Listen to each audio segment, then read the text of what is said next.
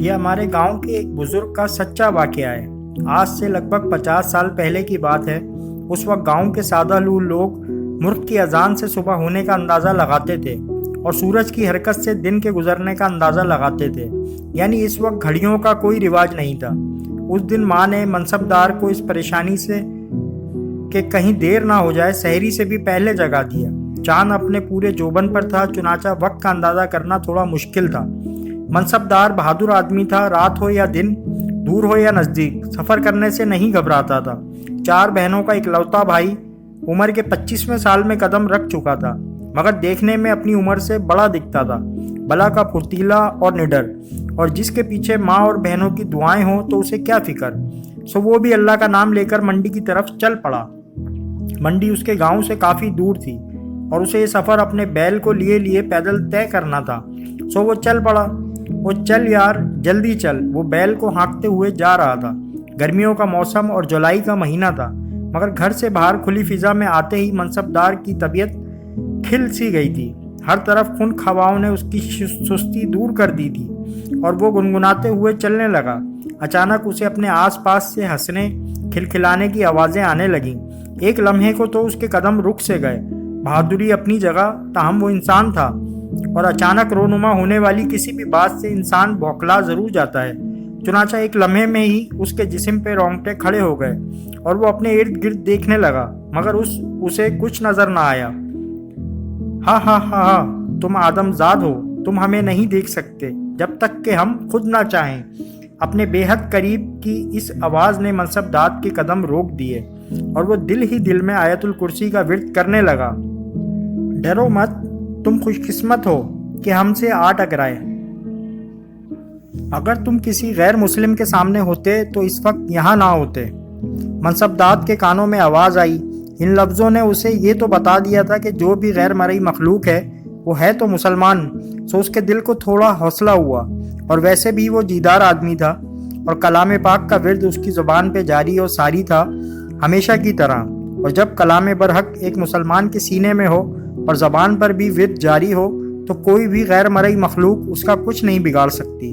منصبدار کو دوبارہ آواز آئی، آنکھیں بند کر اور پھر دوبارہ کھول، ہم تیرے سامنے کھڑے ہوں گے۔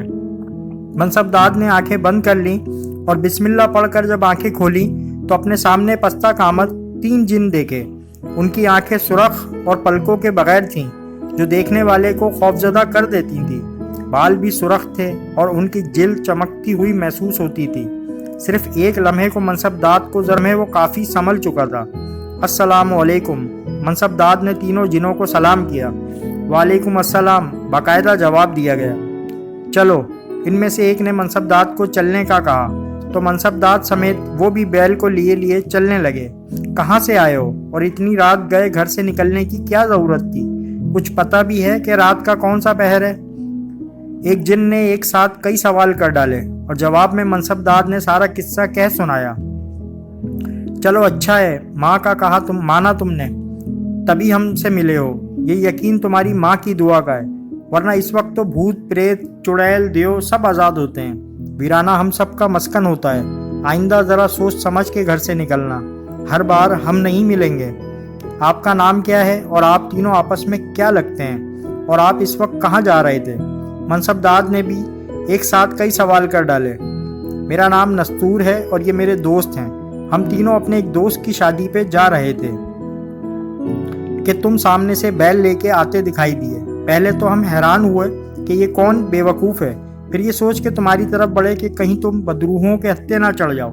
جس طرح تم لوگ اپنے کیے کے جواب دہ ہوگے روز قیامت، اسی طرح ہم سب بھی اللہ پاک کو جواب دہ ہیں۔ بس اسی لیے تمہاری مدد کو آگے بڑھے تھے۔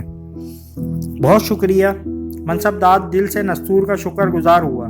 چلتے چلتے ان کا گزر ایک کنویں کے قریب سے ہوا۔ منصبدار نے نیچے جھانکا تو پانی دکھائی دیا، مگر کنویں کے ساتھ کوئی ڈول نہیں بندھا ہوا تھا کہ وہ پانی نکال سکتا۔ بس ایک حوض بنا ہوا تھا تاکہ پانی نکال کے اس میں ڈالا جا سکے، مگر ڈول ہوتا تب پانی ڈالتا۔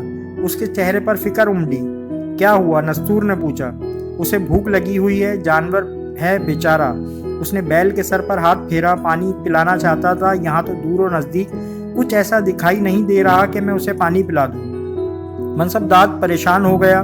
واہ یار، ہمارے ہوتے ہوئے پریشان ہو، تم دیکھتے جاؤ بس۔ نستور نے یہ کہا اور اپنے ساتھ کھڑے ساتھی جن کو دیکھا تو اس نے اپنے دونوں بازو اپنے اطراف میں پھیلا دیے، ساتھ ہی اس نے آہستہ آہستہ اوپر کو اٹھنا شروع کر دیا۔ منصبداد کو ذرا پل کو جھرجھری سی آ گئی، مگر کچھ ہی دیر گزری تھی کہ گھاس کے ایک بڑے سے گٹھے کے ساتھ وہ جن دوبارہ وہاں پہنچ گیا۔ لو پہلے بیل کو گھاس ڈالو، پھر اس کو پانی بھی پلاتے ہیں۔ نستور بھائی، بارات کا بھی وقت ہونے کو ہے، دیکھنا ہم سب نے وہاں بھی جانا ہے۔ دوسرا جن بولا، چلے جائیں گے، یہ انسان اس وقت مشکل میں ہے، میں اسے ایسے اکیلا چھوڑ کے نہیں جا سکتا۔ تم جانتے ہو میں نے ایک عالم انسان سے تعلیم حاصل کی ہے، اس لیے کسی انسان کی مدد کرنا اپنا فرض سمجھتا ہوں۔ بہت شکریہ نستور بھائی۔ منصبداد نے نستور کی بات سنی تو دل سے اس کا شکر گزار ہوا۔ چلو بیل کو کنویں کے نزدیک لاؤ۔ منصبداد بیل کو قریب لایا۔ اچانک کنویں میں ڈول کے گرنے کی آواز آئی، جیسے ڈول کنویں کے کناروں سے لگ رہا ہو، تاہم ڈول منصبداد کو کہیں دکھائی نہیں دیا۔ ہاں، پانی حوض میں صاف دکھائی دے رہا تھا۔ بیل نے جی بھر کے پانی پیا۔ منصبداد نے ابھی بیل کو کنویں سے ہٹایا ہی تھا کہ تھوڑی ہی دور سینکڑوں مشعلیں جلتی ہوئی دکھائی دیں، ہر طرف روشنی ہی روشنی۔ یہ کیا ہے؟ منصبداد نے نستور جن سے پوچھا۔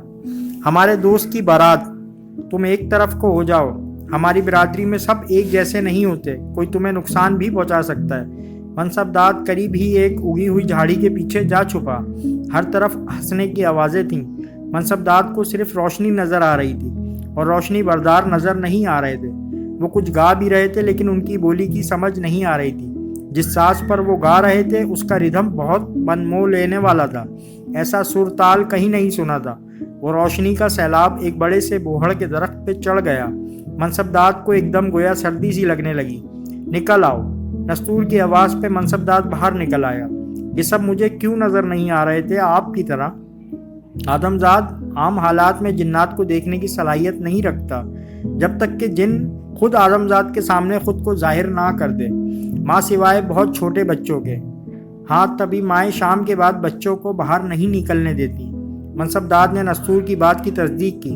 ہاں، یہی بات ہے۔ وہ چلتے جا رہے تھے اور صبح کاذب کی روشنی دکھائی دینے لگی۔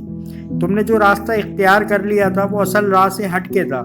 شکر کر کہ ہم مل گئے تجھے، اور تمہارا راستہ بھی کم ہو گیا، نستور بتا رہا تھا، اور منصبداد اندازہ کر رہا تھا کہ وہ صحیح کہہ رہا ہے، کیونکہ انجانے میں وہ اصل سے ہٹ گیا تھا، تبھی تو وہ ان جنوں کے سامنے آ گیا تھا۔ اب تم جاؤ، یہ وقت ہم جنات کا واپس اپنے اپنے مسکن میں جانے کا ہے۔ ابھی تھوڑی دیر میں اذانیں ہو جائیں گی۔ اب تمہیں کوئی ڈر نہیں، ہمیں شادی میں بھی شرکت کرنی ہے، پہلے ہی تمہاری وجہ سے ہمیں دیر ہو گئی ہے۔ نستور بھائی، ہم نے تو سنا تھا کہ جنات بہت نقصان دہ ہوتے ہیں، مگر آپ نے تو میری مدد کی ہے، کوئی نقصان نہیں پہنچایا مجھے۔ بتایا نا تمہیں کہ ہم جنات میں بھی مسلمان اور غیر مسلم ہوتے ہیں۔ غیر مسلم تو کسی صورت انسان کے ہمدرد نہیں ہو سکتے۔ ہاں، ہم مسلمان تب تک آدمزاد کو نقصان نہیں پہنچاتے جب تک کہ وہ ہمیں نقصان نہ پہنچائے، مگر ہمیں تو آپ نظر ہی نہیں آتے۔ نستور بھائی، تو ہم کیسے آپ کو اپنے نقصان سے بچا سکتے ہیں؟ منصبداد نے جاننا چاہا۔ بے شک تم انسان ہمیں عام حالت میں نہیں دیکھ سکتے، اسی لیے تو اعوذ باللہ اور پھر بسم اللہ پڑھنے کا حکم دیا گیا ہے تم کو۔ جب تم لوگ یہ پڑھتے ہو تو ہم تمہارے راستے سے ہٹ جاتے ہیں، بلکہ غیر مسلم بھی ہٹ جاتے ہیں۔ نستور بھائی، کیا تم ہمارے گھروں میں بھی موجود ہوتے ہو؟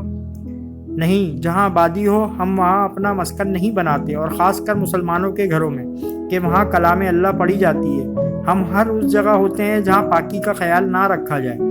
ہر ناپاک جگہ، ہر ویران جگہ ہمارا مسکن ہوتا ہے، لیکن متقی جنات پاکیزہ جگہوں پر رہتا ہیں۔ چلو اب جاؤ، تمہیں دیر ہو رہی ہے اور ہمیں بھی۔ ایک آخری بات، آپ جنات سے بچنے کا کوئی طریقہ؟ بہت آسان، صرف کلام اللہ، خود کو پاک صاف رکھنا، گھر کو پاک صاف رکھنا۔ گھر میں کلام اللہ کی آواز جب گونجتی ہے تو تمام شیاطین تک بھاگ جاتے ہیں، ہر بلا بھاگ جاتی ہے۔ ویسے بھی مسلمان جو اللہ پاک کا ذکر کرتا ہو اس کے قریب کوئی بدروح، کوئی شیطان نہیں آ سکتا، کوئی جن اس کا کچھ نہیں بگاڑ سکتا۔ یہ کہہ کر نستور نے اللہ حافظ کہا اور یکدم غائب ہو گیا۔ قریب کہیں سے ادائے حق کی آواز آنے لگی اور منصبداد نے قدم تیز اٹھانے شروع کر دیے تاکہ معبود برحق کے سامنے سجدہ ریز ہو سکے کہ وہی لائق عبادت ہے اور اسی کے آگے جھکنے میں ہماری بہتری اور کامیابی ہے۔ تو دوستو، کیسی لگی یہ سچی کہانی؟ کمنٹ میں ضرور بتائیے گا۔ امید کرتے ہیں آپ کو یہ کہانی پسند آئی ہوگی، تو پلیز چینل کو لائک کریں، سبسکرائب کریں اور کمنٹ کریں۔